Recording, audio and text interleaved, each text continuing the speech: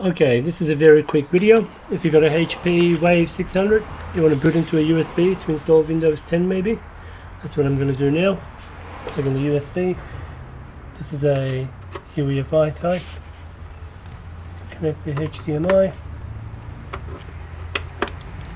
Okay, so when you turn the computer on, you immediately tap the F10 key and then we'll continue. So I'm just keep tapping F10, power button,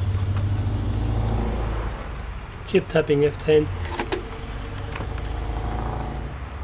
Okay, so what you need to do, go into security, secure boot configuration, F10 to continue.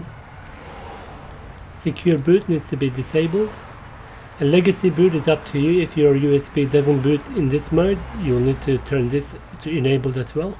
But my one, I'm going to leave it as is. And I'm going to accept the changes, F10. And also, let me see, is there any boot options? Boot order. Okay. And the USB hard drive, it's up to you if you want to move that up. So what I'm going to do, I'm going to F10. I'm not going to make any changes. So go to File, Save Changes and Exit. And I'll just show you something.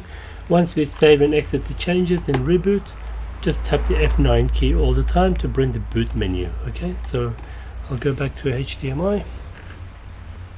Okay, save changes and exit. Yes, and keep tapping F9. I'm keep tapping F9.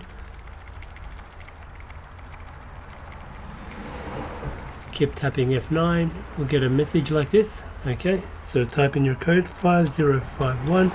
As soon as you press enter, keep tapping F9. There we go. Now I'm going to boot from my USB. As you can see, legacy devices are not available because I haven't enabled that. So I'm going to choose my USB. And now we should get into Windows 10 setup.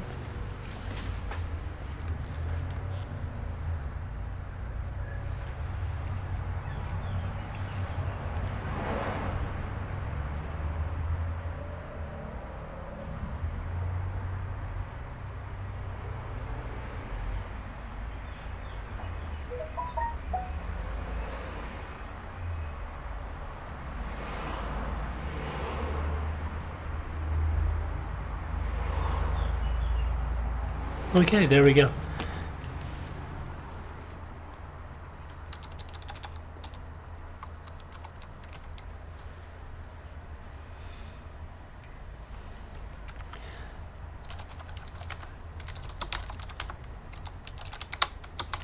That's the hard drive. I want to make sure it's cleaned out. I'll put in the 1 terabyte SSD. Okay, next, custom. And there we go. Happy days. I think that should be fine. Thanks for watching. I'll see you in the next one. Maybe. Let's see. Okay. Done. Thanks for watching. Please subscribe to support this channel.